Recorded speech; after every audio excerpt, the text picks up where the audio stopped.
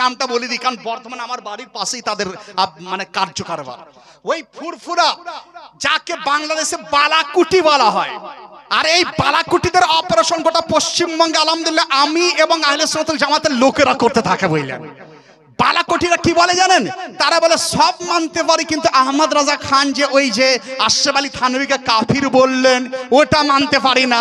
আমি বললাম কাফির কেন বলেছে, এই কিতাবের মধ্যে তার ফতোয়া রয়েছে, একটু পরে আসছি। তো ওই ফুরফুরা এবং বালাকটি তাদের ফিরকা বাতিল ফিরকা, কারণ তাদের সিলসিলা রাসূলুল্লাহ পর্যন্ত পৌঁছায়নি। তাদের সিলসিলার মধ্যে একজন পচা ঢুকে গেছে, যে পচা বিন আব্দুল ওহাব নাজদির ফেভার, বিন আব্দুল ওহাব নাজদিকে ভালোবাসতো।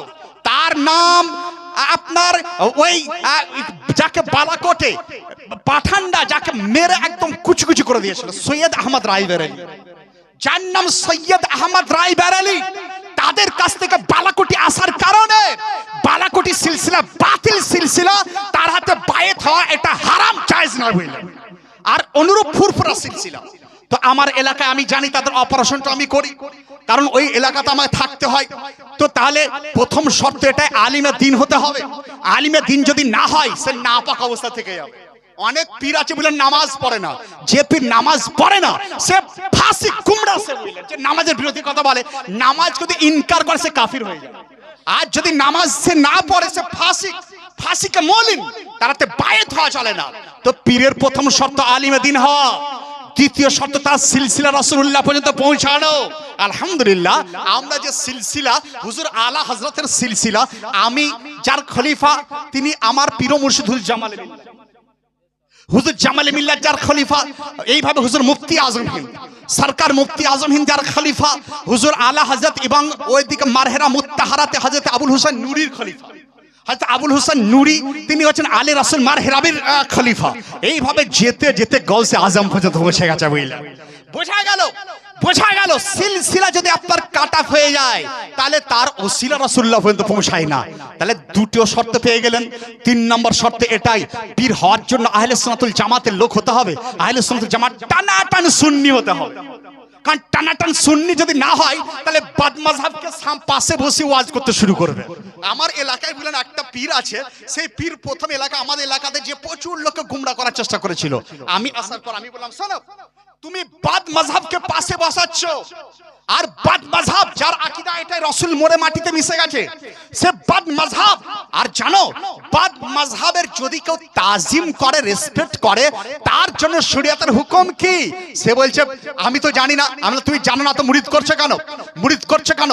এইভাবে যদি বলে জানি না, তাহলে মুরিদ করছো কেন? আলিমের দিন হওয়া শর্ত। বাদ মাযহাবে যদি কেউ তাজিম করলো, এই দেখুন একটা আরবি কিতাব ফাতওয়াল হারামাইন, এই কিতাবের মধ্যে উল্লেখ, মান আক্কারা সাহিবাল বিদআ ফাকাদ আনা আলা হাদামিল ইসলাম।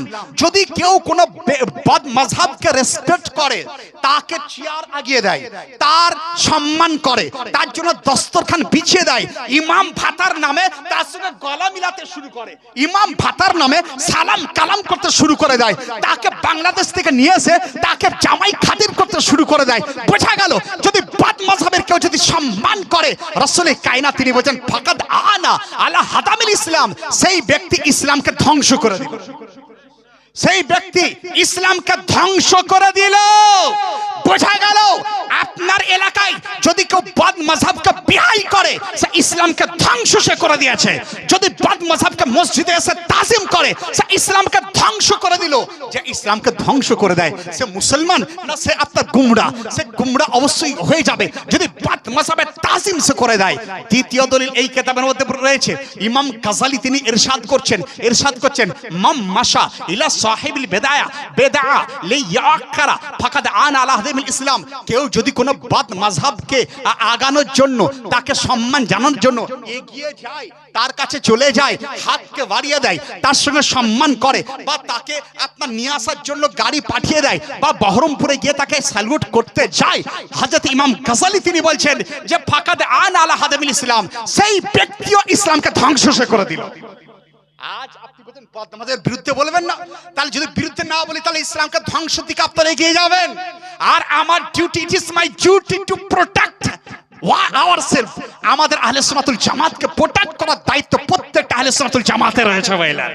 প্রত্যেকটা আহলে সুন্নাত ওয়াল জামাতের।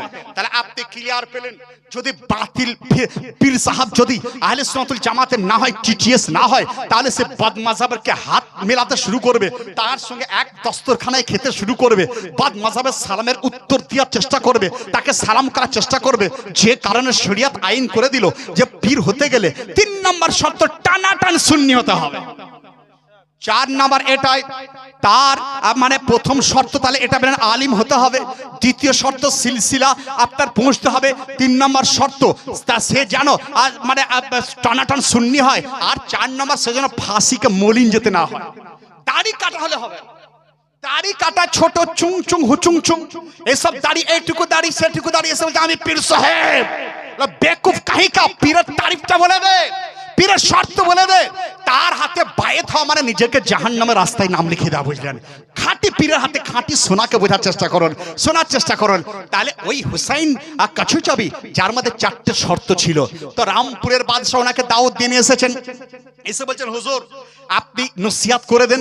তো ওনাকে চেয়ার টেবিল দেওয়া হয়েছে, ওনার মাথার উপর সামিয়ানা খাটানো হয়েছে, বাকি লোকেরা সকলে আপনার পিছনে বসে আছেন, তাদের মাথায় সামিয়ানা ছিল না। এরপর রামপুরের বাদশাহ, তখন ফ্যান ছিল না, বাদশাহ দাঁড়িয়ে নিজের পীর মুর্শিদ, তো পীর মুর্শিদকে বড় বড়, তখন যারা বয়স্ক লোক তারা জানেন যে বড় বড় পাখা হতো, বুঝলেন? তখন সেই পাখা দ্বারা হাওয়া করা হতো। তো রামপুরের বাদশাহ নিজের পীরকে তিনি হাওয়া করছেন, হাওয়া করছেন, হাওয়া করতে করতে বলছেন হুজুর লোগों से बोलिए अगर कुछ पूछना चाहे तो पूछ सकता है। তো তিনি বললেন যে লোকেদের কাছে জিজ্ঞাসা যদি কোনো থাকে জিজ্ঞাসা করার জন্য বলুন, যেন আপনাকে উত্তর পেয়ে যায়। তো রামপুরের বাদশার কথা শুনে হযরত পীর সাহেব হুসাইন কাছুচাবি তিনি বললেন अगर तुम्हें कुछ पूछना है, যদি তোমাদের কিছু জিজ্ঞাসা করার থাকে তো জিজ্ঞাসা করে নাও। তো এক ব্যক্তি সে হাবুজাবু ছিল, লামুঝাবু ছিল, যে আপনার হাত ফারোয়া ছিল, সে বলছে হুজুর মেরা এক সওয়াল হ্যায়, আমার একটা কোশ্চেন আছে। পীর সাহেব তো তার দাঁড়ানো দেখি বুঝতে পেরে গেছেন এই হচ্ছে ওই মার্কা লোক, ট্রেড মার্ক মার্কা। তো বলেন বল क्या पूछना है? বলে হুজুর देता कौन है, প্রদান কে করেন? তিনি বলছেন এ कोई पूछने की बात है, আল্লাহ দিয়ে দেন, আল্লাহ দিয়ে দেন। বলে আচ্ছা আল্লাহ দেন, তো তাহলে সুন্নি লোকেরা আল্লাহকে ছেড়ে মাজারে কেন যায়, মাজারে কেন যায়? তো হুসাইন কাছুচাবি রহমতুল্লাহ তিনি বুঝতে পেরেছেন যে একে কি ডোজ দিতে হবে। করোনার সময় যেমন ভ্যাকসিন আপনার দেওয়া জরুরত ছিল, তো তিনি বুঝতে পেরেছিলেন যে একে মাসলাকে আলা হযরতের ভ্যাকসিন দিতে হবে।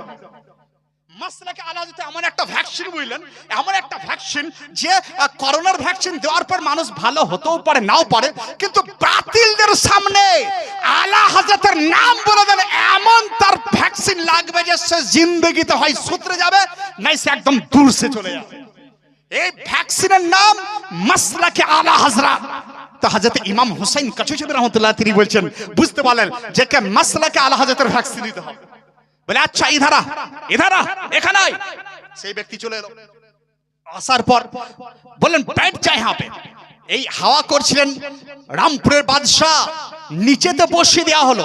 তো সেই ব্যক্তি নিচেতে বসে আছে, কিছুক্ষণ বলছে যা আপনি জায়গা চলে যা, তোর জায়গায় চলে যা। তো এই ব্যক্তি উঠে ওখানে চলে গেল। আবার তিনি বলছেন কিসি কো কুছ পুছনা है, কাউকে কিছু জিজ্ঞাসা করতে হবে। ওই ব্যক্তি আবার উঠে বলছেন হুজুর আমি তো জিজ্ঞাসা করলাম উত্তর পাইনি, উত্তর পাইনি। বলেন क्या पूछा था? বলে আমি পুছেছিলাম যে সুন্নিরা মাজার কেন যায়, জ্ঞান তো আল্লাহ, দেওয়ার মালিক আল্লাহ, তো এরা মাজারে যায় কেন? তো তিনি বলছেন ইধারা, আবার চলে আয়। আবার বলছে হুজুর আপ তো नहीं जाएंगे, এখন তো যাব না, কারণ একবার গেছি আপনি বেইজ্জতি করেছেন। আবার বলছে আ না চলে আ। ডেকেছেন, আসার পর ব্যাট যা বসিয়ে দিয়েছেন, বসিয়ে দেওয়ার পর বলছে ফির চলে যা, ওখানে চলে গেছেন। দিয়ে বলছেন আচ্ছা তেরা সওয়াল ইয়ে থা, তোর প্রশ্ন এটাই ছিল যে সুন্নিরা মাজারে কেন যায়? বলে হ্যাঁ হুজুর এটাই প্রশ্ন। বলছে আচ্ছা বল তো তুই ওখানে দাঁড়িয়ে আছিস, সামিয়ানা নাই, সূর্যের আলো তোর মাথায় লাগছে, কি অনুভব করছিস? বলছে হুজুর প্রচন্ড গরম লাগছে, ঘাম ঝরে পড়ছে। বলে এখানে যখন এলি তখন কি ভাবলি? বলে হুজুর এখানে এলাম তো ঠান্ডা ঠান্ডা হাওয়া, ঠান্ডা ঠান্ডা হাওয়া, বাদশার হাওয়া পাচ্ছিলাম, মাথায় সামিয়ানা। তো বলে বাদশাকে তোকে হাওয়া করছিল? বলে না না।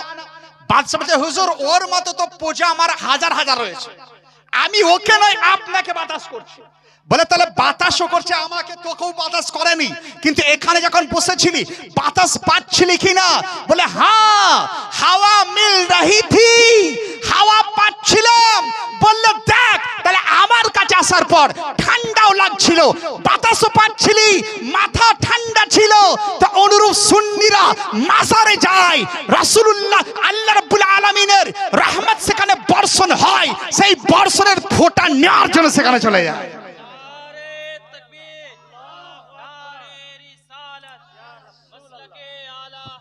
जिंदाबाद जिंदाबाद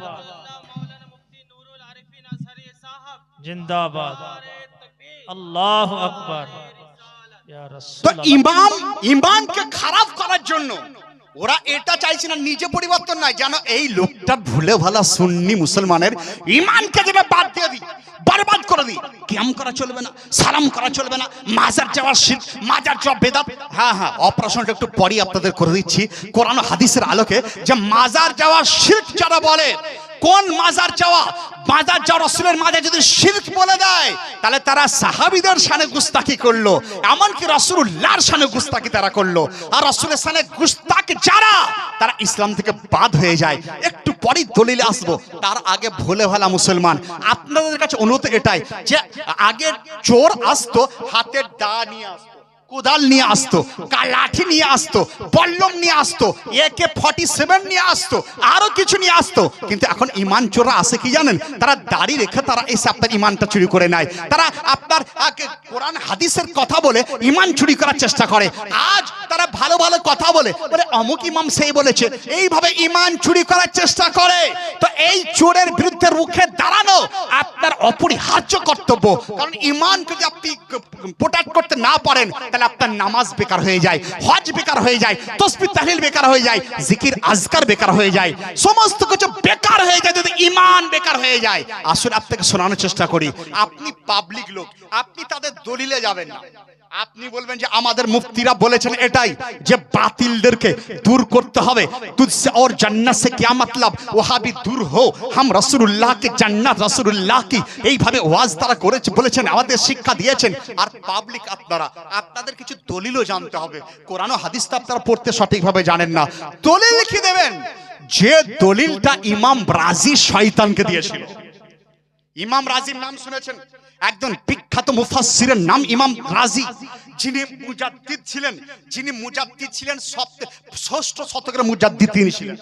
তো ইমাম রাজির ইন্তেকালের সময় শয়তান চলে এলো। শয়তান চলে এসে বলে, ইমাম রাজি তুমি তো কিতাব লিখেছো, আচ্ছা বলো আল্লাহ যে এক, তার দলিল দাও। দেখুন শয়তান কিভাবে আপনার দলিল চাইতেছে একদম ইন্তেকালের সময়, যখন ওনার একদম আর সামান্য কিছুক্ষণ পর তিনি রুখসাত হয়ে যাবেন দুনিয়া থেকে।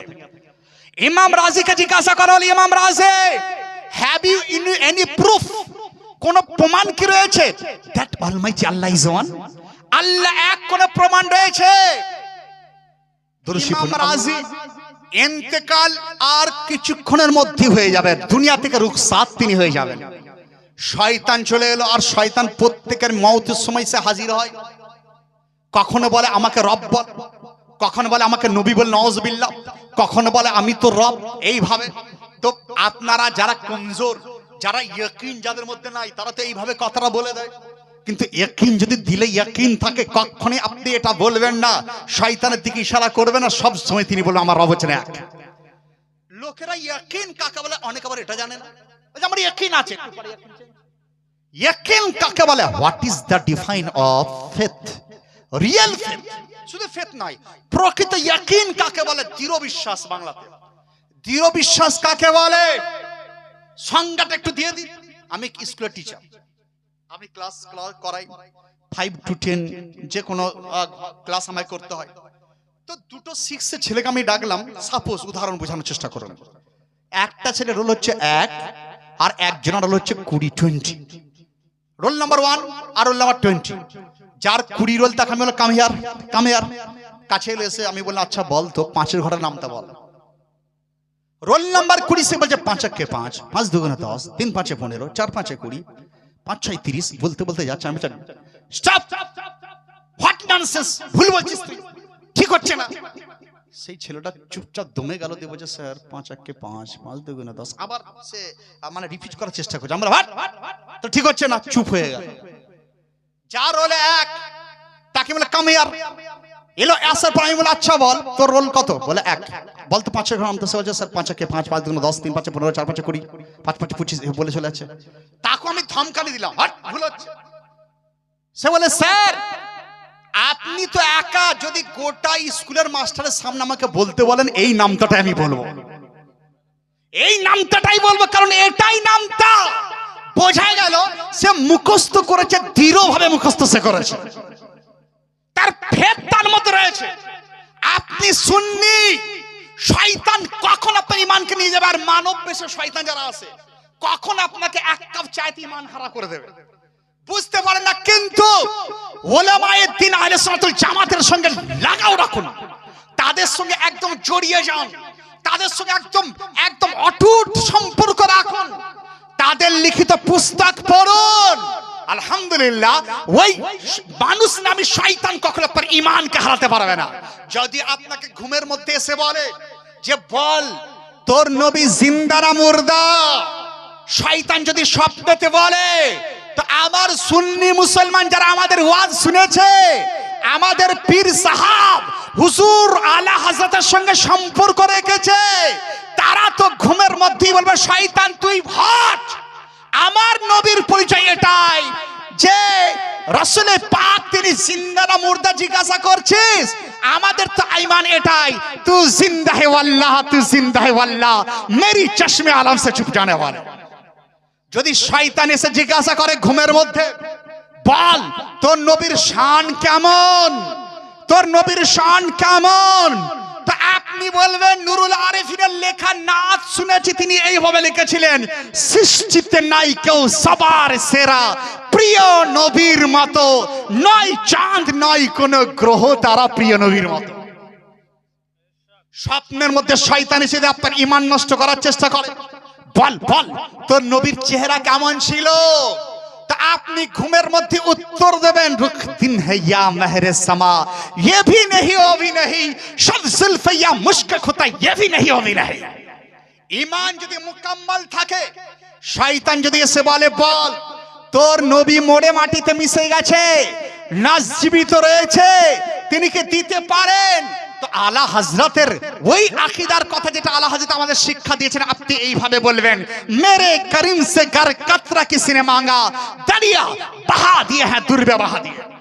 যদি জাগ্রত অবস্থায় কোন বাতিল লোক এসে বলে নবীর মোহাব্বত করা চলবে না, নবীকে আজকাল দেখুন ইউপিতে ঘটনা ঘটলো, আই লাভ মোহাম্মদ বলা, তো আমরা পোস্টার ছাপি ইত্যাদি ইত্যাদি বিভিন্ন কিছু করছিলাম, আর আপনার ঘরের দুশ্মন যে বলছে নবী মরে মাটিতে মিশে গেছে, যে বলে নবী কো মাননা হামারে লিয়ে হারাম है, যে বলছেন আজ কি তারিখ पे रसूल से मानना नहीं चाहिए, যে এটা বলছে जिसका नाम मोहम्मदी आली है किसी चीज का मालिक का मुख्तार नहीं है, তাহলে সে আপনার প্রকৃত দুশ্মন নয়, প্রকৃত দুশ্মন নয়। তো আমি এই সময় একটা নাত মানকাবাদ লিখেছিলাম, যখন ওই চলছিল ফিতনা, রাসূলের শানে যখন বেয়াদবি করার চেষ্টা করেছিল, আমি নাত শরীফ লিখেছিলাম, দুই একটা কলি বলে দিই, কারণ আমার বিষয় অনেক রয়েছে, শুধু এইটা বলার জন্য যে আমি কিভাবে তাদের প্রতিবাদ নাতের দ্বারা আমি করার চেষ্টা করেছিলাম। দেখুন, দিলেতে মকবুল মুখেতে কবুল, I love Muhammad, I love you রাসূল,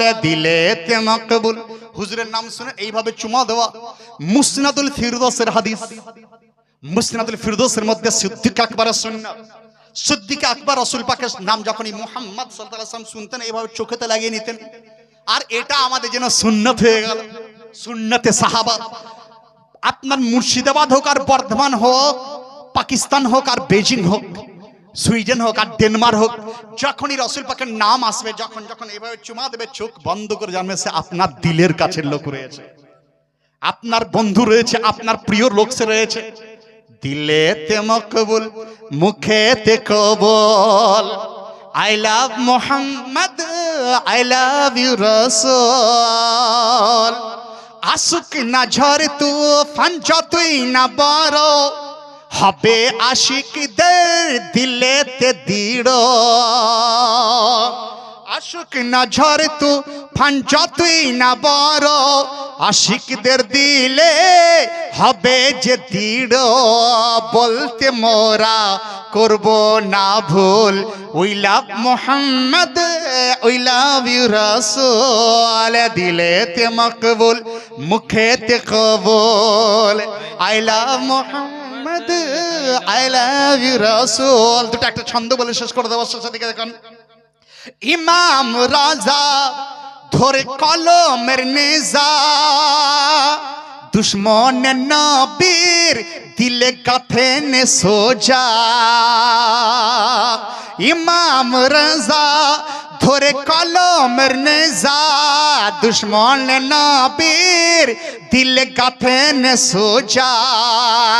ইশকে রাসূল ইমানের মূল, we love Mohammad, we love you Rasool, দিলেতে মকবুল মুখেতে কবুল। We love Mohammad, we love you Rasool. সাহিবে কুরআন যিনি হাবিবে রহমান, আশিকেরি জান যার নামেতে কুরবান। সাহিবে কুরআন যিনি হাবিবে রহমান, আশিকেরি জান যার নামেতে কুরবান। ধন্য আরিফ হয়ে বান্দায়ে রাসূল, we love Mohammad, we love you Rasool. আল্লাহুম্মা সাল্লি আলা সাইয়্যিদিনা মাওলানা মুহাম্মদ ওয়া আলা সাইয়্যিদিনা মাওলানা মুহাম্মদ। শেষ করি সাল্লাল্লাহু আলাইহি সাল্লাম। তাহলে আপনারা পাবলিক আম জনতা সুন্নি আহলে সুন্নাত ওয়াল জামাত, আপনারা এটা জানেন না যে কিভাবে চোর আপনার কাছে এসে ঈমানকে হরণ করে। চায়ের দোকানে বসে বলল রাসূল তো জানেন না, আপনি শুনে চলে এলেন, বোঝা গেল যে আপনাকে এক ধাক্কা সে দিয়ে দিল, তারপরে এসে আপনার মধ্যে সেটা হুলুস-তুলুস শুরু হয়ে গেল। এইভাবে ঈমানকে নাশতারা করে থাকে। তো যদি আপনি আহলে সুন্নাত ওয়াল জামাতের উলামায়ে কিরামদের দামানকে ধরেন, তাদের লিখিত পুস্তককে পড়েন, তাহলে আপনি বুঝতে পারবেন যে তারা কিভাবে ঈমানকে নাশ করার চেষ্টা করে। তো উত্তর দিতে হবে আপনাদেরকে। ইমাম রাজি তিনি বলছেন যে যখন ওনার ইন্তেকালের সময় কাছাকাছি, কেউ বলছেন তো শয়তান এসে বলল, বল তোর রব এক, তার প্রমাণ দিয়ে দে। ইমাম রাজি এত বড় ইমাম যে কয়েকশো কিতাব তিনি লিখেছিলেন, তাফসীরে রাজি তিনি লিখেছিলেন। তো ইমাম রাজি তিনি উত্তর দিচ্ছেন, কুল হুয়াল্লাহু আহাদ। হে হাবিব আপনি বলে দেন আল্লাহ এক, দলিল দিয়ে দিলেন। শয়তান বলল যে এই দলিলটা নয়, অমুক আর একটা দলিল চাই। আবার একটা দলিল তিনি বলছেন, ওয়া ইলাহুকুম ইলাহু ওয়াহিদ, তোমাদের রব হচ্ছেন এক আল্লাহ, রব এক আল্লাহ। এইভাবে একটার পর একটা প্রায় ৩০০-র কাছাকাছি দলিল ইমাম রাজি তিনি দিয়েছিলেন, দলিল দিচ্ছিলেন। আর আপনারা পাবলিক দলিল দিতে পারবেন না। অবশেষে ওনার পীর উজু করছিলেন, নাজমুদ্দিন ওনার পীর। তো নাজমুদ্দিন উজু করছিলেন, তিনি কাশফের দ্বারা বুঝতে পারলেন যে আমার মুর্শিদ, আমার মুরিদকে শয়তান গুমরা করার চেষ্টা করছে। তার মৃত্যুর সময় কাছে চলে এসেছে, আমার মুরিদকে সে কি করছে, গুমরা করার চেষ্টা করছে। সঙ্গে সঙ্গে নাজমুদ্দিন তিনি সেখান থেকে উত্তর দিচ্ছেন গায়েবী খবর দ্বারা। তিনি বলছেন, হে রাজি, তুমি শয়তানকে বলে দাও যে আমি আল্লাহকে বিনা দলিলে এক বলে মানি। সুবহানাল্লাহ সুবহানাল্লাহ, বেশ বিনা দলিলে এক বলে মানি। অতএব সুন্নি মুসলমান, আপনার এই গ্রামের সুন্নি মুসলমান আপনাদেরকে জানতে হবে, যদি কেউ বলে রাসূল জীবিত না মুর্দা, আপনি বলবেন আমি বিনা দলিল রাসূলকে জিন্দা বলে জানি। আর যদি দলিল চাস, নুরুল আরিফিনকে ডেকে নিয়ে আসবো, মসজিদে আপনি ব্যবস্থা করুন, মুনাজারের ব্যবস্থা করুন। যদি আমি হেরে যাই ১ লাখ টাকা আমি আপনাদেরকে দিয়ে চলে যাবো, যদি তাদের সামনে আমি হেরে যাই বুঝলেন। আর যদি সে হেরে যায় তাহলে আপনার কি হবে, তার শাস্তি কিন্তু সেটা যেটা মুজরিমের শাস্তি হয় নিতে হবে। তো পাবলিক আপনাদের কাছে সাময়িক, যদি আপনাকে ইনস্ট্যান্টলি উপস্থার সঙ্গে সঙ্গে উত্তর দেবেন। যদি কেউ বলে নবীর কাছে চাওয়া চলে না, উত্তরটা দিয়ে দেবেন যে শোন, বিনা দলিলে আমি মানি যে রাসূলের কাছে চাওয়া যায় না। পাবলিক আপনারা যদি বলে মাজার যাওয়া চলে না, তো আপনি বলেন বিনা দলিলে আমি মানি মাজার যাওয়া চলবে। যদি আপনাকে কেউ বলে যে বল বল অলিদের কাছে অলিদের দামান ধরা চলে কিনা, আপনি বলবেন যে বিনা দলিলে আমরা এটা মানি যে অলিদের দামান ধরা এটা জায়েজ রয়েছে। এরপরে আপনাকে দলিলটা দিয়ে দিই, কারণ ওলামায়ে কেরামরা তারা চাইছেন যে বিনা দলিলে, তো ইমাম রাজির পীর সাহেব বলেছিলেন, তো আমরা তো এটা জানতে পারলাম। আলহামদুলিল্লাহ, দিলেতে দিল চলে এলো, জানেতে জান চলে এলো, কারণ ইমান প্রোটেক্ট মানে আপনার সব প্রোটেক্ট। ইমান রয়েছে মানে কবরও আপনি কামিয়াব। আচ্ছা, আমরা এখন যেখানে রয়েছে এই জায়গা, এটা দুনিয়া বলা হয়, এটাকে এই জগৎ বলা হয়। এর আগে আমরা কোথায় ছিলাম জানেন? যে জগতে ছিলাম সেই জগৎটাকে আলামে আরওয়াহ বলা হতো, রূহ জগৎ। সেই রূহ জগতে আপনি ছিলেন, আমি ছিলাম, এই বাবু ছিল, মাওলানা সাহেবরা ছিল, সমস্ত লোক আদম আলাইহিস সালাম থেকে শুরু করে একদম শেষ ব্যক্তি যে দুনিয়া থেকে যাবে সেও সেখানে ছিল, রূহ জগৎ। আর বলা হচ্ছে যে দুনিয়াতে সে তাকে ভালোবাসবে, কিয়ামতে ওই রূহ, যে রূহ যার পাশে ছিল সেই ব্যক্তিও দুনিয়াতে তার সঙ্গে ভালোবাসা সম্পর্ক তৈরি হয়ে যাবে। তাহলে চোখ বন্ধ করে এটা আপনি বলতে পারেন যে আমরা গাউসে আজমকে ভালোবাসি, কারণ গাউসে আজমের রূহের কাছে আমরা ছিলাম। চোখ বন্ধ করে হাদিসের মধ্যে আমার কাছে রয়েছে, হাদিসের দলিল আমার কাছে রয়েছে যে যারা যারা যার সঙ্গে কাছাকাছি ছিল, যাদের মুখের সামনে ছিল, তাদের সঙ্গে দুনিয়াতে মহাব্বত তৈরি হবে, মহাব্বত তৈরি হবে। আর যারা দূরে ছিল তাদের সঙ্গে বিচ্ছিন্নতা তৈরি হবে, বিচ্ছিন্নতা তৈরি হবে। বোঝা গেল যারা গাউসে পাককে মানতে চায় না, রূহ জগতে তারা গাউসে পাকের রূহের কাছে তারা ছিল না। আমরা হযরত খাজা পিয়াকে ভালোবাসি, কারণ খাজা পিয়ার রূহ আর আপনাদের রূহ এক কাছাকাছি ছিল। আপনারা হযরত ফরিদুল গঞ্জ সরকারকে ভালোবাসেন, কারণ গঞ্জ সরকারের রূহ আর আপনার রূহ কাছাকাছি ছিল।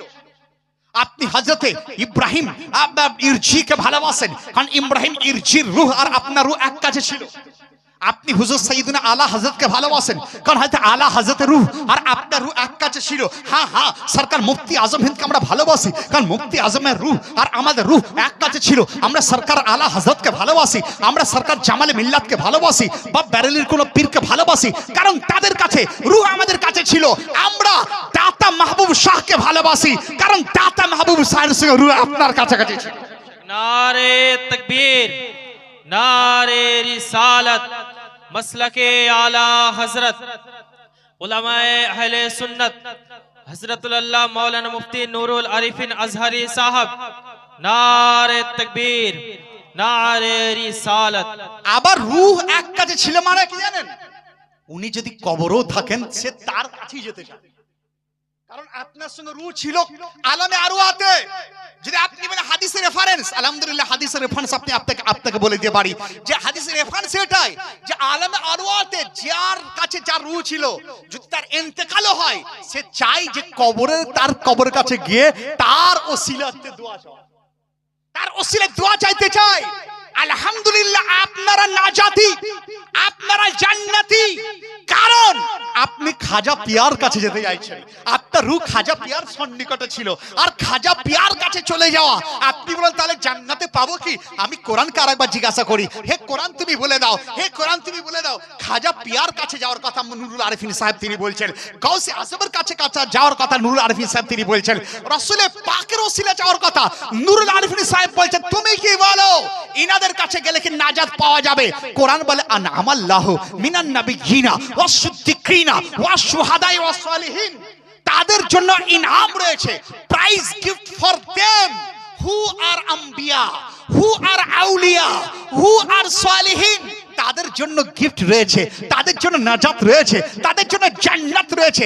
যারা আম্বিয়া তাদের জন্য জান্নাত, যারা সালেহিন তাদের জন্য জান্নাত, তাদের জন্য যারা সিদ্দিকিন তাদের জন্য জান্নাত, যারা আউলিয়া কেরাম, খোদার কসম গাউসে আজমের জন্য জান্নাত, গাউসে হাজতে আপনার খাজা পিয়ার জন্য জান্নাত। তাহলে তারা জান্নাতি ব্যক্তি, তার কাছে আপনি যাচ্ছেন, তো তাদের কেন ফাটছে? তাদের কেন ফাটছে? তারা কেন আপনাকে গুমরাহ করার চেষ্টা করছে? আপনি কেন তাদের চলে আসে? আপনি বলবেন যে খাজা বাবার দরবার আমি যাচ্ছি, কারণ ওনার রূহ আমার রূহ কাছাকাছি ছিল। উত্তর দিতে পারবেন না? যদি হাদিসের রেফারেন্সটা আমাকে কল করে দেবেন, খালি এবারতটা পড়ে দেবে, হাদিসটা তার সামনে রেখে দেবো। দেখুন নারা আরবির বই, একটা পাতা পড়ে দেখিয়ে দে বেটা, তুই কত হাদিস জেনেছিস। একটা পাতা আমি আপনার এলাকায় চ্যালেঞ্জ করে আছি, এই বইটা যদি একটা পাতা পড়তে পারে, বুঝলেন, 5,000 টাকা গিফট আমি তাকে দেবো। যদি যারা বলে যে অলির মাজার যাওয়া চলে না, তা আপনারা পাবলিকের উত্তরটা আমি কিন্তু বলে দিচ্ছি সঙ্গে সঙ্গে। যদি আপনাকে বলে কেন গৌসে পাকের মাজার কেন যাস, ওনার ফাতিহা কেন করিস, ওনার কারবি শরীফ কেন মানাস, তা আপনি বলবেন কারণ আলামে আরওয়াতে হুজুর গৌসে পাকের রূহের কাছে আমাদের রূহটা সেখানে ছিল। অতএব উনি জীবিত থাকার সময় তো যার কাছে রূহ ছিল তারা তো তাকে চোখের গৌসে পাকের চোখের মণি বলে জানতেন, আর এখন উনি আমাদের চোখের অন্তরালে গেছেন, এখন আমরা ওনাকে আমাদের দিলের মণি বলে আমরা মানি, দিলের মণি বলে মানি। দেখুন খোদার কসম, গৌসে পাকের শান যখন চলে, একটা ঘটনা আপনাদের বলে দিই। কাবাকে জিজ্ঞাসা করা হলো, ও কাবা তুমি বলে দাও, ভারত থেকে কোনো লোক এলে তোমার তাওয়াফ করে? বলে ইয়েস ইয়েস, তারা আমার তাওয়াফ করে। পাকিস্তান থেকে যদি কোনো লোক আসে, কাবা বললে আমার তাওয়াফ করে। চীন থেকে যদি কোনো মুসলমান হজ করতে আসে, আমার তাওয়াফ করে। আমেরিকা থেকে যদি কোনো হজ করতে কেউ আসে, আমার তাওয়াফ করে, কাবা বলছে। যদি লন্ডন থেকে কেউ হজ করতে আসে, বলে আমার তাওয়াফ করে। যদি বাংলাদেশ থেকে হজ করতে যায়, কাবার তাওয়াফ করে। শ্রীলঙ্কা থেকে কেউ হজ করতে যায়, কাবার তাওয়াফ করে। কাবাকে আবার প্রশ্ন, কাবা তুমি কি কাউরি তাওয়াফ করো? তুমি কি কাউরি তাওয়াফ করো? সুন্নি মুসলমান খুশি হয়ে যান, খালি আপনার ঈমান মজবুত করুন আর আমলও মজবুতই থাকুন, আপনার জন্য জান্নাত। ঈমান আমলকে মজবুত করার চেষ্টা করুন। তো কাবাকে প্রশ্ন করা হলো, হে কাবা, সারা বিশ্বের লোক যখন হজ করতে আসে, উমরা করতে আসে, তোমাকে তাওয়াফ করে, তোমার চারদিকে ফেরা লাগায়, 7 ফেরা লাগায়, তুমি কি কাউরির দিকে ফেরা লাগাও? তুমি কি কাউরির তাওয়াফ করো? তো সঙ্গে সঙ্গে আপনার উত্তর দিচ্ছেন, আর সেই উত্তরটা সরকার আলা হযরত আমাদের দিচ্ছেন। আলা হযরত তিনি বলছেন, সারে আকতাব করতে हैं কাবে का তাওয়াফ। সমস্ত আকতাব, समस्त वाली, समस्त गौस, समस्त कुतुब तारा करे कि सारे अख्ताब करते हैं काबे का तवाफ। हे काबा तुम्हारा तवाफ के करे, तो काबा करता है ताफ है दारे बाला तेरा। काबा शरीफ हमारे गौसे पाके दरबार दिखे जरा तवाफ करे मेरा, তাহলে যে গৌসে আজমের দার কে তওয়াফ করার জন্য কাবা হাজির, সেই গৌসে আজমকে আমরা ভালোবেসে আমরা জান্নাতে যাব, তো তোমার কে? আর হযরত তিনি বলছেন, সরে সুয়ে রওজা ঝুকা ফির তুঝকো क्या दिल था साजिद नज दिया फिर तुझको क्या, सरे सुए रौजा झुका फिर तुझको क्या दिल था साजिद नज दिया फिर तुझको क्या। আল্লাহ তিনি বলছেন, আমি মদিনা শরীফে যাওয়ার পর, রাসূল পাকের দরবারে যাওয়ার পর যদি আমরা রাসূল পাককে সালাম করি, তাহলে তোমার ফাটছে কেন? তোমার ফাটছে কেন? আমি তো রাসূল পাকের সামনে আমার দিলকে কুরবান করতে যাচ্ছি, তোমার অসুবিধা কি? তোমার জন্য জাহান্নাম চলে যাও। तेरी दोज़ख से तो कुछ मांगा नहीं, तेरी दोज़ख से तो कुछ छीना नहीं, खुल्द में पहुंचा रज़ा फिर तुझको क्या, सरे सुए रोज़ा झुका फिर तुझको क्या दिल तसाजिद नज दिया फिर तुझको क्या।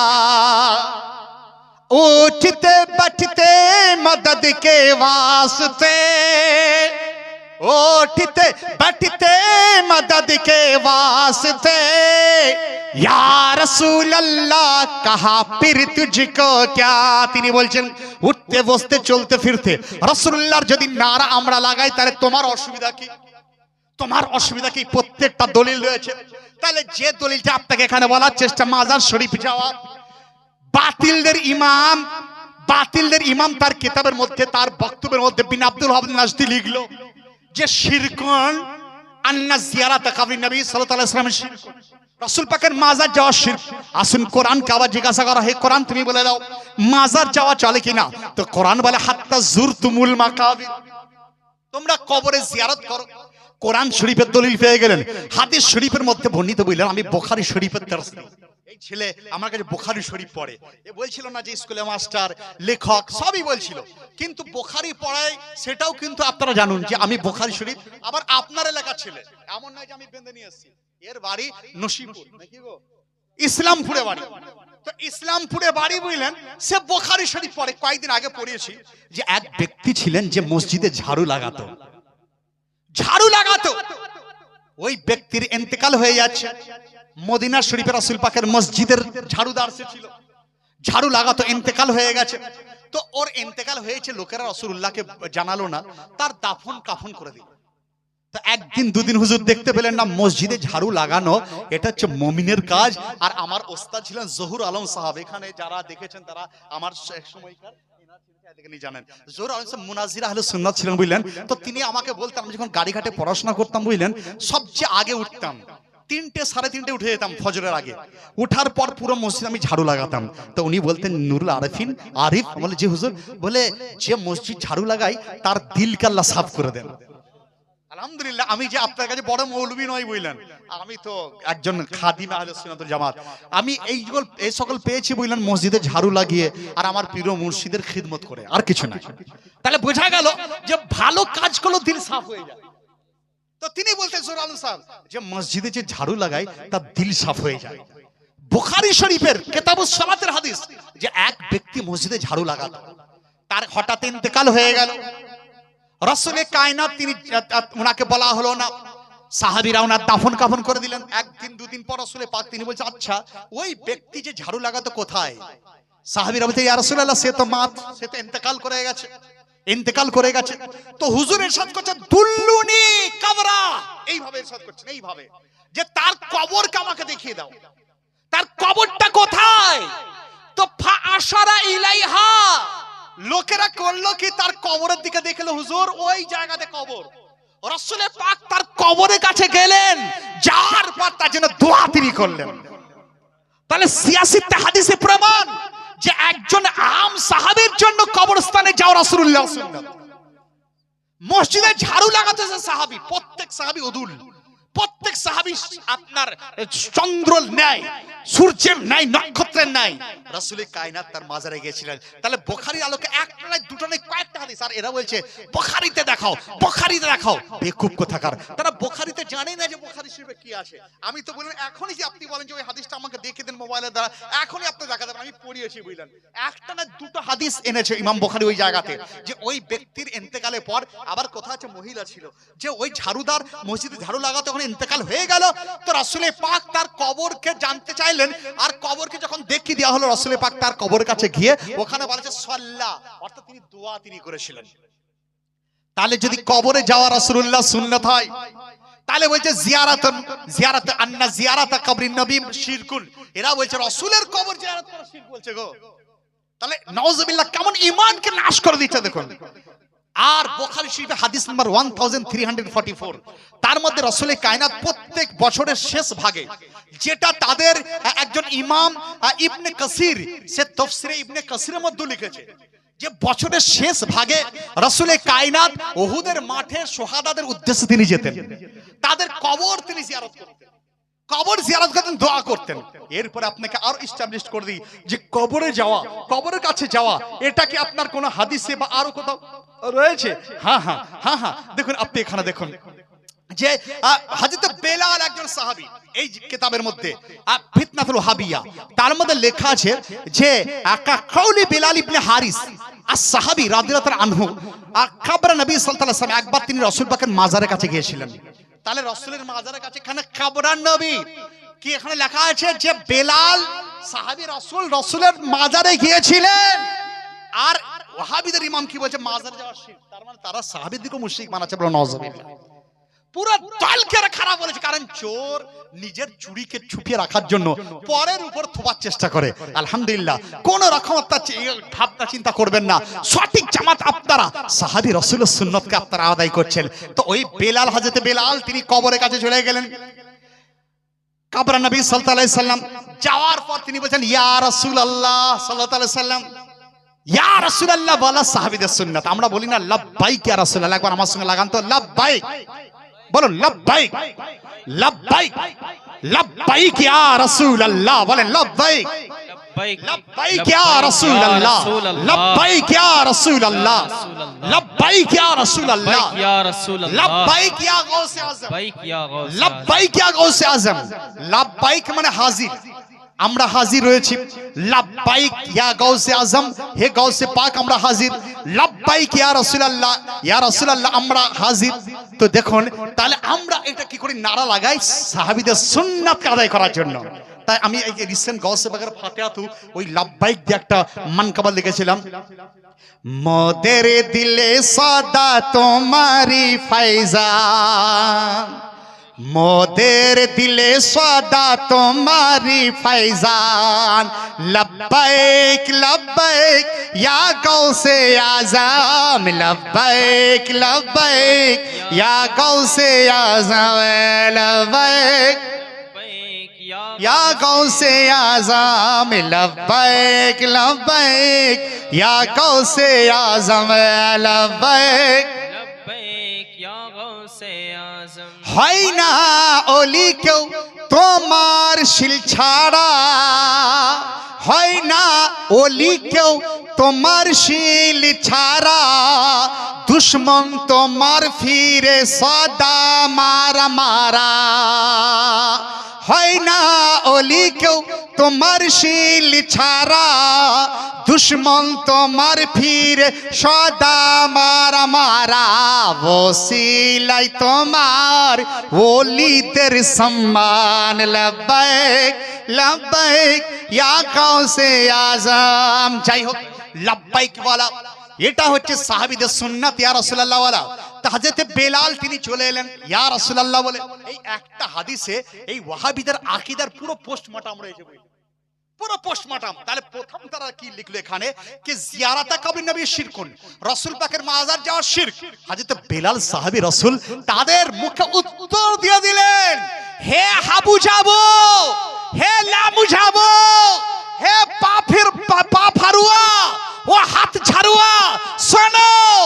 এইভাবে তিনি ইরশাদ করলেন যে মাজারে মুস্তাফা যাওয়া এটা সাহাবীদের সুন্নাতের মধ্যে পড়ে। बेशक सुभानअल्लाह बेशक সাহাবীদের সুন্নাত। তৃতীয় তারা বলে তাওয়াসসুল করা চলে না। এরপর হযরত বেলাল যাওয়ার পর রাসূল পাকের নামে নিয়ে দা দিচ্ছেন, রাসূল পাকের কাছে ইস্তেগাসা করতেন ইয়া রাসূলুল্লাহ। তার মানে হযরত বেলালের আকীদা এটাই, রাসূল যিনি হয়ে থাকেন তিনি জিন্দা নবী, জীবিত নবী। একটা ঘটনা শুরুতে আমি মিশরে ছিলাম 2 বছর, 2 ইয়ার্স আই স্পেন্ট ইন ইজিপ্টে ছিলাম। তো মিশরে একজন বিখ্যাত ওলি যার নাম ইমাম রেফাই রাহমাতুল্লাহ আলাইহি। আর ওনাকে যারা মানে ওই আপনার ওই সিলসিলাটার নাম রেফাই সিলসিলা, যেমন আমরা কাদরি সিলসিলা, তো ইমাম রেফাই সিলসিলার লোক। তো ইমাম রেফাই মদিনা শরীফে এসেছেন। আর এই ঘটনা উল্লেখ করছেন হযরত জালালউদ্দিন সুয়ুতি 10ম শতকের মুজাদ্দিদ, তার কিতাব আলা হাবিলিল ফতোয়া। সেই কিতাবের মধ্যে উল্লেখ করছেন যে ইমাম রেফাই রাসূল পাকের মাজারের কাছে চলে এলেন। ইমাম রেফাই মাজারের কাছে এসে তিনি বলছেন আসসালাতু ওয়াসসালামু আলাইকা ইয়া রাসূলুল্লাহ, সালাম করছেন। যখনই সালাম করে ইমাম জালালউদ্দিন সুয়ুতি তিনি বলেন মাজারে মুকাদ্দাসা থেকে উত্তর চলে এলো আলাইকাস সালাম ইয়া রেফাই। রাসূল পাকের দরবার থেকে উত্তর এলো হে রেফাই তোমাকেও সালাম। সালামে উত্তর চলে এলো। তো ইমাম রেফাই তিনি বলেন ইয়া রাসূলুল্লাহ ইয়া হাবিবাল্লাহ, মুখে তো উত্তর না ইয়া রাসূলুল্লাহ, আমি আপনার জিয়ারত করতে চাই, উরিদান আজুরাক, আপনার জিয়ারত করতে চাই। হাবিলুল ফতোয়া কিতাবের মধ্যে ইমাম জালালউদ্দিন সুয়ুতি তিনি উল্লেখ করছেন যে যখন ইমাম রেফাই এই কথা বলেছিলেন, রাসূল পাক সাহেবে আলাকের মাজার শরীফ থেকে রাসূল পাকের পবিত্র দুটো হাত খানা বের হয়ে গিয়েছিল। বোঝা গেল ইমাম রেফাই তিনি উত্তর দিলেন। ইমাম জালালউদ্দিন সুয়ুতি তিনি বলেছিলেন মাজার শরীফের হাতে গিয়ে হযরত ইমাম রেফাই তিনি চুম্বন করে দিলেন। আমার সরকার আলা হযরতকে জিজ্ঞাসা করা হলো, হে আলা হযরত, ইমাম রিফাই তো এই কারামত দেখিয়েছিলেন, রাসূল পাকের হাতকে চুম্বন দিয়েছিলেন, আপনাদের গাউসে আজমের শান কেমন ছিল? তো আলা হযরত ফতোয়া রাজাবিয়া শরীফের মধ্যে তিনি লিখছেন, হ্যাঁ इमाम रिफाई ने देखा था और मेरे गौस ने भी देखा था। আমার গৌসে আজম তিনি দেখেছিলেন। তো বোঝা গেল নবী যারা হয়ে থাকেন তারা জিন্দা হয়ে থাকেন, হায়াতুন নবী হয়ে থাকেন। আকীদার ওয়াজ আপনারা শুনছেন। তো ইমাম হযরত বেলাল তিনি বলছেন ইয়া রাসূলুল্লাহ, রাসূলুল্লাহ বলে তিনি আহ্বান করলেন। তারপরে তিনি দেখুন রাসূলের কাছে চাইছেন।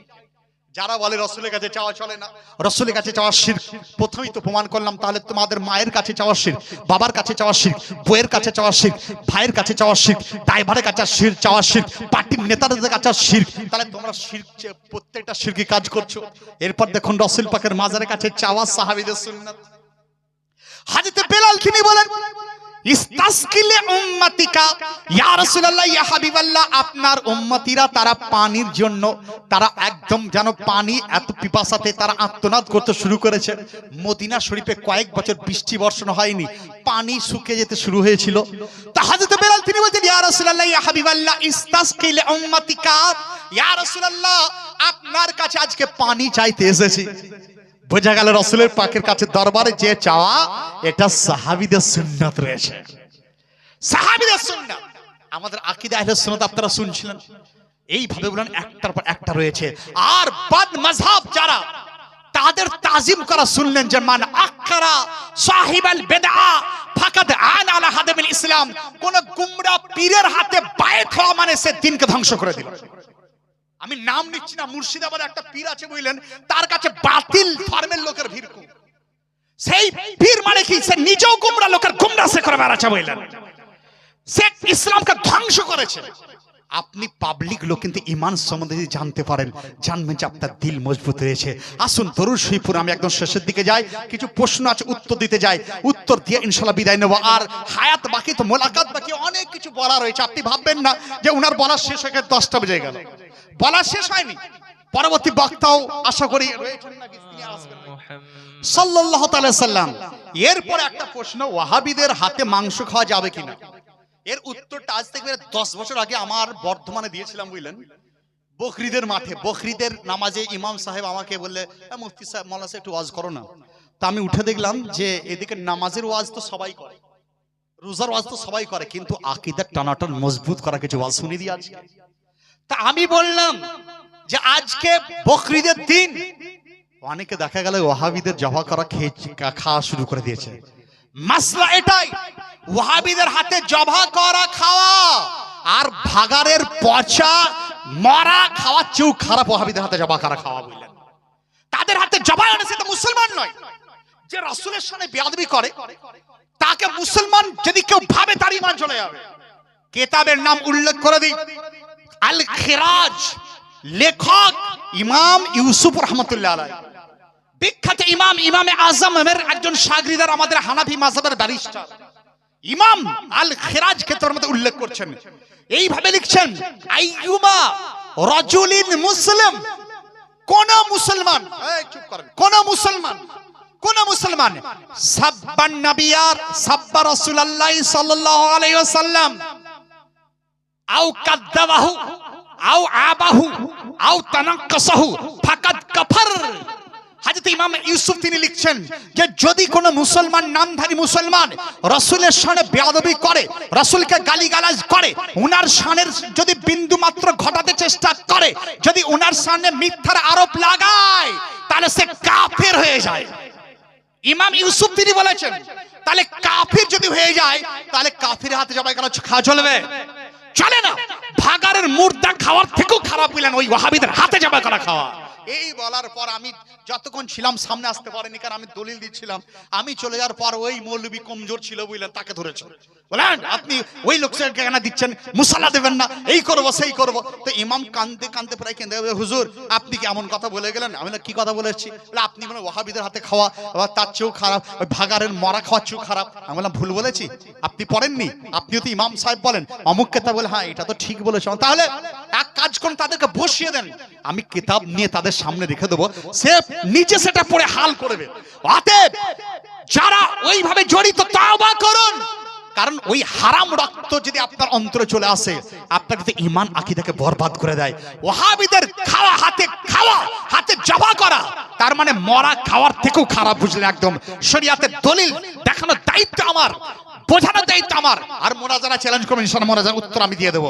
দ্বিতীয় প্রশ্ন, মুসাল্লায় কাবা মদিনার গুম্বাজ থাকলে নামাজ পড়া যাবে কিনা? না না, কারণ কাবা শরীফ এবং মদিনা শরীফের এহতেরাম সম্মান করতে হবে। অতএব ওই একই লেভেলে আপনি মুসাল্লা কিনছেন, অতএব যারা মুসাল্লা কিনবেন আপনাদের অনুরোধ যেন দেখবেন তাতে কোনো রকম ছবি না থাকে, কাবা শরীফেরও গুম্বাদের ছবি ইত্যাদি যেন না থাকে, তাতে করবেন কি প্লেন আপনারা কিনবেন, অনেক পাওয়া যায়। অতএব প্রশ্ন পেয়ে গেলেন। এরপর আপনাকে যে পয়েন্টটা বলে যায় রাসূল পাকের শান একটু আপনাদের শোনার চেষ্টা করি। এতক্ষণ রদ্দে ওয়াহাবিয়াত করলাম, কারণ রদ্দে ওয়াহাবিয়াত করা আমার জন্য ওয়াজিব। রদ্দে ওয়াহাবিয়াত করা প্রত্যেকটি সুন্নি ইমামের জন্য ওয়াজিব। আপনাদের একটা অনুরোধ করে যাচ্ছি যে সোলে করলে হবেন না। এক তো চিনতে পারছেন ওয়াহাবিদেরকে পরিষ্কার, কারণ তাদের নামাজ পড়া দেখে আপনি বুঝতে পারবেন, তাদের আর মানে চলাফেরার দিকে আপনি বুঝতে পারবেন। কিন্তু এক প্রকার লোক যারা এদিকেও আছে সেদিকেও আছে, আলু সব জায়গাতেই চালু, মরিচ সব জায়গাতেই তীখা, তো এইভাবে লোক কিছু আছে বুঝলেন, আপনার কাছে এসে বসছে, তাদের কাছে যে বসছে। সবচেয়ে ক্ষতিকর হচ্ছে আপনার ওই কোলের মধ্যে ওই কালসাফ যে দুদিকেই আছে, তাকে সোলে কুল্লি বলা হচ্ছে। কি বলা হয়? সোলে কুল্লি। সোলে কুল্লি হবেন না, কারণ সোলে কুল্লি যদি হয়, হাদিস শরীফের মধ্যে এই দেখুন এই কিতাবের মধ্যে বাদ মাযহাব শরীফে এখানে একটা হাদিসের নকল তিনি করেছেন, মিশকাত শরীফের হাদিস তিনি নিয়ে এসেছেন। মিশকাত শরীফের হাদিসে তিনি নিয়ে এসেছেন যে এক ব্যক্তি সে করতো কি, সে হযরত সাহাবী শানে গুস্তাকি সে করতো না, কিন্তু যারা গুস্তাকি করতো তাদের সঙ্গে সে থাকতো, তাদের টিমে থাকতো, তাদের পাশে বসতো। যখন তার মৃত্যুর সময় হাজির, ফালাম ইয়কারগির, এখনো পর্যন্ত শেষ অবস্থা হয়নি, এখনো তার শ্বাস বাকি আছে, তার এখনো জেহেন ঠিক আছে, তো তার বাড়ির লোক দেখতে পাচ্ছে যে এ তো শেষ অবস্থা, বলছে কালমা পড়ে, কালমা পড়। মুখ দিয়ে কলমা বের হচ্ছে না, কলমা বের হচ্ছে না। বাপ বলছে কলমা পড়, বেটা বলছে কলমা পড়, কলমা বের হচ্ছে না। ভাই বলছে কলমা পড়, কলমা বের হচ্ছে না। লোকেরা বলছে যে এত কলমা পড়ানো হচ্ছে, কলমা বের হচ্ছে না কেন? বলছে কি বলবো, কলমা বের হচ্ছে না এই কারণে দুজন ব্যক্তিকে আমি দেখছি, দুজন ব্যক্তিকে দেখছি আমাকে বলছে এই তুই রাফিজিদের সঙ্গে, রাফিজিদের বাতিল ফিরকাদের সঙ্গে সম্পর্ক রাখতিস আর তোর কলমা নসিব হবে? সাহাবীদের সাথে গুস্তাখ যারা করে তাদের সঙ্গে সম্পর্ক তুই রেখেছিলি, যে কারণে কলমা তোর নসিব হবে না, কলমা তোর নসিব হবে না। সরকার আলা হযরত 311 পৃষ্ঠা ফাতোয়া রাজবিয়া শরীফের মধ্যে তিনি উল্লেখ করেছেন এই ঘটনা, যে ওই ব্যক্তির কলমা নসিব হয়নি, এইভাবেই আপনার কলমা বারবার বারবার পড়েও তার কলমা নসিব হয়নি। তাহলে রাসূলের সাহাবীর সাথে গুস্তাখি করতে যারা, তাদের সঙ্গে সম্পর্ক রাখার জন্য কলমা নসিব হয়নি, তাহলে যারা রাসূলের সাথে ডাইরেক্ট বেয়াদবি করে বলে রাসূল মার্কার মিথ্যে মিল গায়ে, রাসূলের মাজার যাওয়া চলে না, রাসূল হাজির ও নাজির হতে পারেন না, রাসূল গায়েবের সংবাদ দিতে পারেন না, রাসূলের কে শেষ নবী বলা চলে না। আচ্ছা বলুন, তাহলে তাদের সঙ্গে সম্পর্ক রাখলে কি কলমা নসিব হতে পারে? নসিব হবে না। অতএব তাদের কাছ থেকে দূর থাকুন। তাদের হুকুম কি যারা সোলে করলি, এদিকেও আছে সেদিকেও আছে, ঝালেও আছে ঝোলেও আছে, চায়েতেও আছে আর তরকারিতেও আছে, বিরিয়ানিতেও আছে আর ডাল ভাতেতেও আছে। তো বলাচ্ছে এদের জন্য হুকুম কি?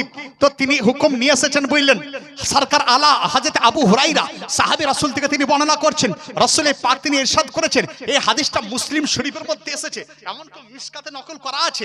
বলা হচ্ছে ওই প্রকার ব্যক্তি যারা বদ মাযহাব, বদ আকীদা, খারাপ আকীদা, বলা হচ্ছে ইন মারিদু ফালা তাউদুহুম, যদি তারা অসুস্থ হয়ে যায় তাদের দেখতে যেও না। শরীয়তের হুকুম বলছি আপনাদেরকে, শরীয়তের হুকুম জানা আপনার জন্য জরুরি। কাফেরকে কাফের বলা এটা ইসলামের অঙ্গের মধ্যে পড়ে, এটা মুসলমানের ঈমানের মধ্যে পড়ে।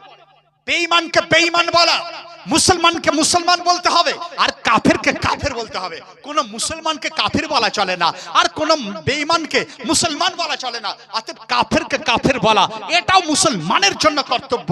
তাহলে শুনুন, এখানে হুকুম বলা হয়েছে যে যদি কারোর বদ আকীদা হয়ে যায়, বদ মাযহাব হয়ে যায়, তাহলে সে যদি ইন মারিদু ফালা তাউদুহুম, সে যদি অসুস্থ হয়ে যায় তাহলে তার দেখতে যেও না, তার শুশ্রূষার জন্য যেও না। ওয়া ইন মাতু ফালা তাশহাদুহুম, যদি সে মরে যায় তার জানাজাতেও যেও না। আমরা যখন বলছি যে মরে গেলে জানাজা চলবে না, কারণ বদ আকীদা ছিল, ওয়াহাবি ছিল, হাবুজাবু ছিল, তো আপনারা অনেকে বলেন মৌলভী সাহেব আপনাকে যেতে হবে, মৌলভী সাহেব আমাকে যেতে হবে, আপনাকে যেতে হবে। আবার অনেক মৌলভী সাহেব চাপলুসি করে কি জানেন, ওয়াহাবিদের বিয়ে পড়াতে শুরু করেছে। আমি বলি এই পরের বিয়ে পড়াতে যে নিজের বিয়েকে কেন ভাঙছিস? তাদের বিয়ে পড়ালে নিজের বিবি তালাক হয়ে যায়, কারণ একজন কাফির যার ঈমান নাই তার বিয়ে পড়ালে নিজের বিবি তালাক হয়ে যাবে, শরীয়তের মাসলা। তো এই কিতাবের মধ্যে মুসলিম শরীফের হাদিস হুজুর ইরশাদ করছেন যে যদি তারা মরে যায় তাদের জানাজাতে যেও না। যদি আপনি বলছেন ভাই আছে, বোন আছে, দাদি আছে, দাদা আছে, চাচা আছে, যদি আপনার বাপও থাকে বদআকিদার, তাহলে যাওয়া চলে না। দলিল যদি আপনার নাম শুনেছেন একজন আজওয়াজে মুত্তাহারা উম্মাতুল মুমিনিন, আমাদের মা রাসূল পাকের গিন্নি, যার নাম হযরত উম্মে হাবিবা, নাম শুনেছেন? উম্মে হাবিবা রাদিয়াল্লাহু তাআলা আনহা, তার আব্বার নাম কি ছিল জানেন?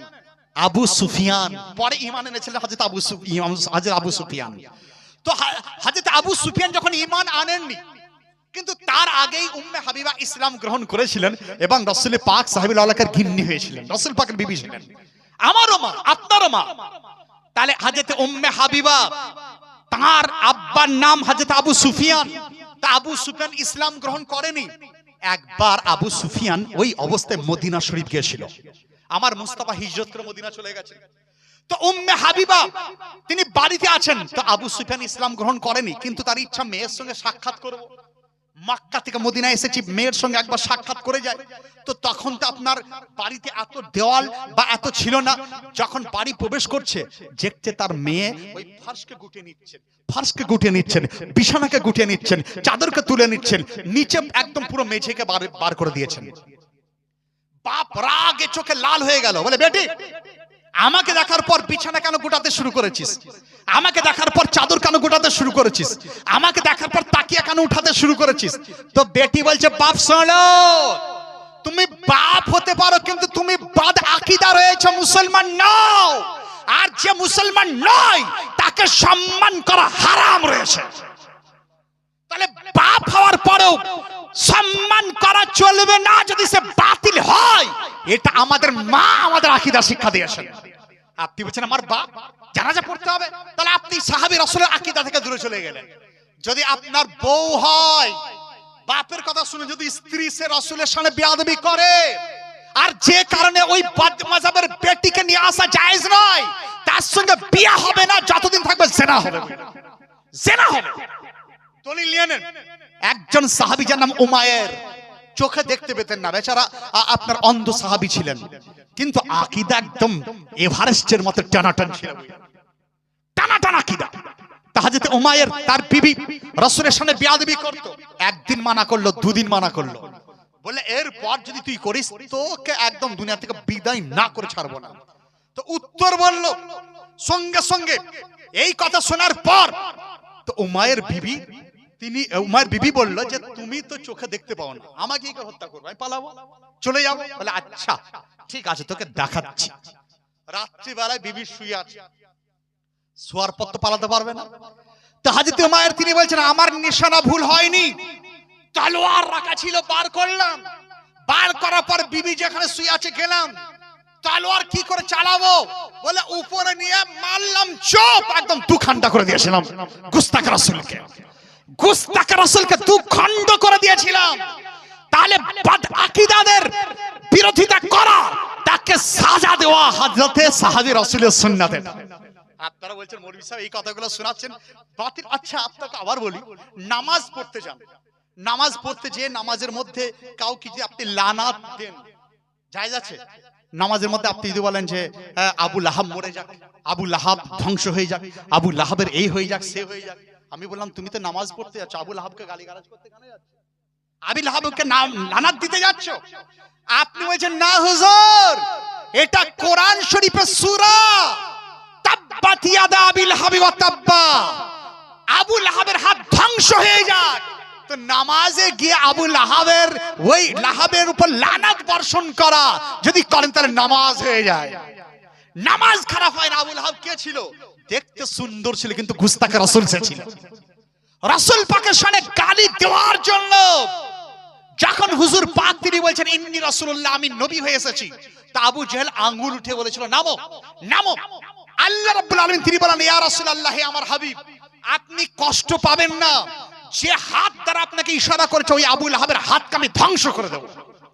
কোরআনে সূরা নাজিল হলো তাব্বাত ইয়াদা আবি লাহাব ওয়া তাব্বা। তাহলে নামাজে গিয়ে আবু লাহাবের হাত ধ্বংস হয়ে যাক বলা, এটা ঈমানদারের পরিচয়। আর যদি আমি ওয়াজ করি তাহলে আপনাদের গায়ে লাগার কি আসে? গায়ে লাগুক না, আপনাদের ঈমান আকীদা শিখতে হবে। যদি আপনার ঈমান টানাটান না হয় তাহলে আপনার তো মুসলমান হওয়া বেকার। আমি ওয়াজ করছি, পিছনে যদি মিউ মিউ আওয়াজ হয়, আপনি বলছেন হুজুর ওটা বিড়ালের আওয়াজ, কারণ বিড়ালের আওয়াজকে আমরা চিনি।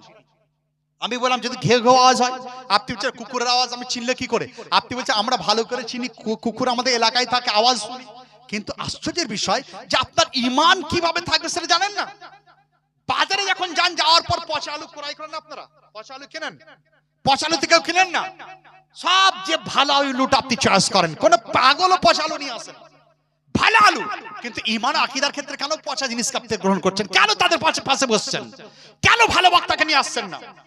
তো যেমন তাহলে আলু যদি পচা আলু রান্না করলে পেট খারাপ হয়ে যায়, আর পচা লোকের পাশে, বাতিল লোকেদের পাশে বসলে ঈমান খারাপ হয়ে যায়। আর ঈমান খারাপ হয়ে গেলে তার আখিরাত শেষ হয়ে যায়।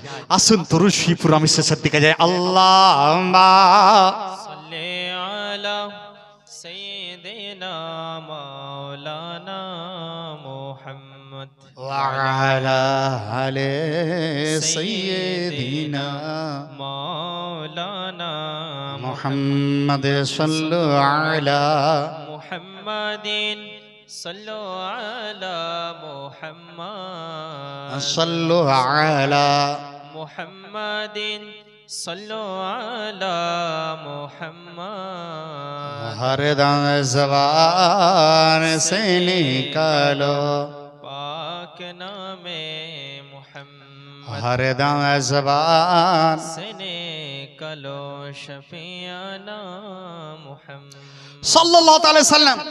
তাহলে আপনারা এই হুকুম শুনছিলেন, যদি কেউ বদমাযহাব হয়ে যায়, সলে কুল্লি হয়ে যায়, বাতিল ফিরকা যদি থাকে, তারা যদি অসুস্থ হয়, তাদেরকে শুশ্রূষা করতে যাওয়া চলবে না। তাদের মরে গেলে জানাজায় যাওয়া নিষেধ। ওয়া ইন লাকিতুমুহুম ফালা তুসাল্লিমু আলাই, যদি তাদের সঙ্গে সাক্ষাৎ হয় তাদেরকে সালামও করা চলে না। আসসালামু আলাইকুম বলা চলবে না, সালামও করা চলবে না। ওয়ালা তুজালিসুহুম, তাদের পাশে বসে, বদ আকীদার পাশে বসে চাও পান করা চলবে না। ফালা তুজালিসুহুম, তাদের পাশে বসো না। ওয়ালা তুশারিবুহুম, তাদের সঙ্গে পান করো না। ওয়ালা তুয়াকিলুহুম, তাদের সঙ্গে খেও না। ওয়ালা তুনাকিহুহুম, তাদের সঙ্গে বিয়ে শাদী করো না। আর যে কারণেই তো আমাদের মুফতিরা আমরা ফতোয়া দিই, বদ আকীদার বেটিকে নিয়ে আসা হারাম। বদ আকীদার সঙ্গে বেটির বিয়ে দেওয়া মানে নিজের মেয়েকে জাহান্নামের মধ্যে পাঠিয়ে দেওয়া, বুঝলেন? লা তুনাকিহুম, হাদিস শরীফের মধ্যে, মুসলিম শরীফের মধ্যে, ওয়ালা তুনাকিহুম ওয়ালা তুসাল্লু আলাইহিম ওয়ালা তুসাল্লু মাআহুম, তাদের ইমামতি করো না আর তাদের সঙ্গে নামাজও পড়ো না। আমাদের ইমাম, ওই ইমামের কে আমরা স্যালুট করতে চাই, ওই ইমামকে আমি শুভেচ্ছা জানাতে চাই যারা লিখে দেয় এটা সুন্নি মসজিদ। বাতিলদের প্রবেশ নিষেধ, হাত ঝাড়ুয়াদের প্রবেশ নিষেধ, বাতিলদের প্রবেশ নিষেধ। যদি লিখে দেয় জানবেন হাদিসের আবর আমল তারা করেছে। হুজুর ইরশাদ করছেন ওয়ালা তুসাল্লু আলাইহিম, তাদের জন্য নামাজ পড়াও না, তাদের ইমাম হও না, তাদের জন্য ইমাম বেনো না। ওয়ালা তুসাল্লু মাআহুম, তাদের পিছনে গিয়ে নামাজও পড়ো না, কারণ তাদের পিছনে যে নামাজ পড়ো তাহলে তোমার নামাজ বেকার হয়ে যাবে, নামাজ বেকার হয়ে যাবে। আর তাদেরকে গুমরা জানার পরে যদি তুমি নামাজ পড়ো তোমার ঈমান পর্যন্ত চলে যাবে। তো মুসলমান, তাহলে আপনারা বুঝতে পারেন এটাই যে আমাদের ঈমানকে মজবুত করা দরকার আছে। এরপর আপনাদের কিছু ঈমান মজবুত করার আরো কিছু ঘটনা বলে দিই। আমাদের আকীদা, তাহলে আমাদের আহলে সুন্নাত ওয়াল জামাতের আকীদা, রাসূল পাক তিনি মালিক ও মুখতার নবী। মালিক ও মুখতার কাকে বলে জানেন? আপনার বাড়ি গেলাম, আপনার ছেলের গেটে এলো, ঠক ঠক করলাম, গেটে এলো, আমি বললাম আচ্ছা বাড়ির মালিক কে? বলে আমার আব্বা। আমরা কিভাবে মালিক? আপনি চলে এলেন, কি বলছেন? আমি তো মালিক। আপনি কি মালিক, কিসের জন্য? আপনি বললেন মালিক এই কারণে, এই বাড়িটা আমার। বলে আচ্ছা, proof have you any proof? বলে ইয়েস, প্রুফ এটাই যে দলিল আমার নামে, রেজিস্ট্রি আমার নামে। তাহলে দলিল আপনার নামে, রেজিস্ট্রি আপনার নামে, তার মানে আপনি মালিক। এটা আমাদের বুদ্ধিতে বলে দলিল যার নামে থাকে সে মালিক। আসমানের মালিক রাসূলুল্লাহ, জমিনের মালিক রাসূলুল্লাহ। বোঝা গেল আসমানও আল্লাহ রাব্বুল আলামিন রাসূলুল্লাহ নামে রেজিস্ট্রি করে দিয়েছেন, জমিনকে রাসূলুল্লাহ নামে রেজিস্ট্রি করে দিয়েছেন। যে কারণে আমাদের আলা হযরত এই আকীদা কত সুন্দর আমাদের মজবুত করে দিচ্ছেন। তিনি বলছেন জমিন ও জমা तुम्हारे लिए मकीना मका तुम्हारे लिए चुनी नो चुना तुम्हारे लिए बने दो जहां तुम्हारे लिए रसूल पाक साहिब आला के जन जमीन जमा তাহলে জমিনের মালিক রাসূলুল্লাহকে আল্লাহ করেছেন, আল্লাহ বানিয়েছেন। আল্লাহ হযরত তিনি বলছেন मैं तो मालिक ही कहूंगा क्योंकि हो मालिक का हबीब यानी महबूब मुहम्मद नहीं मेरा तेरा या रसूल अल्लाह या हबीब अल्लाह। আমি তো আপনাকে মালিক বলবো কারণ আপনি হচ্ছেন আল্লাহর হাবিব আর আল্লাহ আপনাকে মালিক বানিয়েছেন। তো মালিক আল্লাহ রাব্বুল আলামিন রাসূলুল্লাহকে বানিয়েছেন। তাহলে যে মালিক তার নামে রেজিস্ট্রি। এরপর আপনাকে একটা প্রুফ দিই, আজকে আপডেট ওয়াজ। অনেকে বলে মাওলানা সাহেব আপনার আপডেট কিছু বলেন না কেন? আপডেট কিছু শোনানোর চেষ্টা করুন। একটা গাড়ি উঠেছে বুঝলেন, আমেরিকা লন্ডন তার লঞ্চ করেছে গাড়িটা। গাড়িটা হচ্ছে 4 হুইলার 4 চাকা, আর গাড়িটা হচ্ছে ভয়েস সেন্সর। ভয়েস সেন্সর মানে গাড়িটার মালিক যে যার নামে কাগজ, সে গাড়িটার কাছে যদি আওয়াজ দেয়, ধরুন উদাহরণস্বরূপ জুবায়েরের নাম, তো জুবায়ের